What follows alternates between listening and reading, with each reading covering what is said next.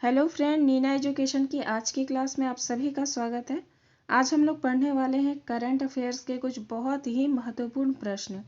बहुत ही महत्वपूर्ण कहने से मेरा मतलब है कि अभी जो पूरी दुनिया में चल रहा है कोविड, उससे रिलेटेड ही मेरे सबसे पहले प्रश्न को मैंने लिया है। तो चलिए ध्यान से देखते हैं, सुनते हैं, समझते हैं इस प्रश्न को, क्योंकि ये हर एग्ज़ाम के लिए बहुत महत्वपूर्ण है। इसके हर डिटेल को ध्यान से समझेंगे।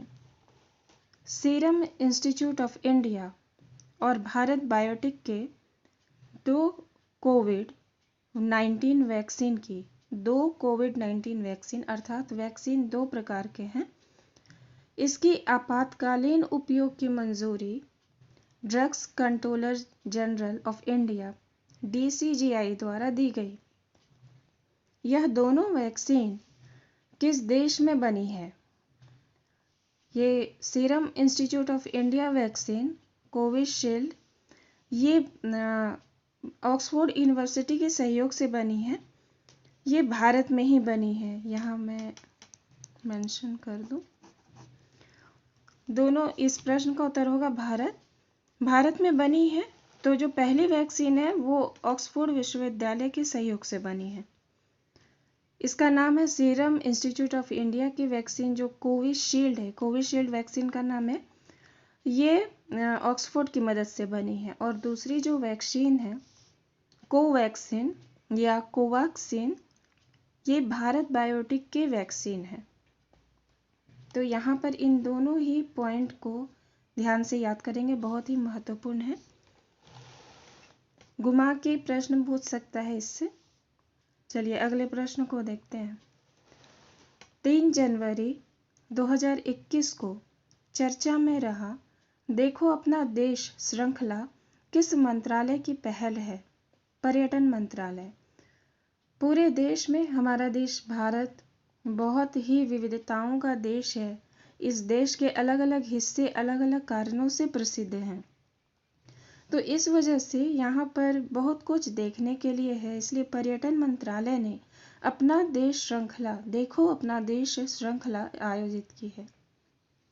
विश्व की पहली दोपहिया कंपनी जिसने 1 लाख करोड़ के बाजार पूंजीकरण को पार किया, अर्थ 1 लाख करोड़ का बाजार पूंजीकरण, ये अपने आप में बहुत ही बड़ी राशि है।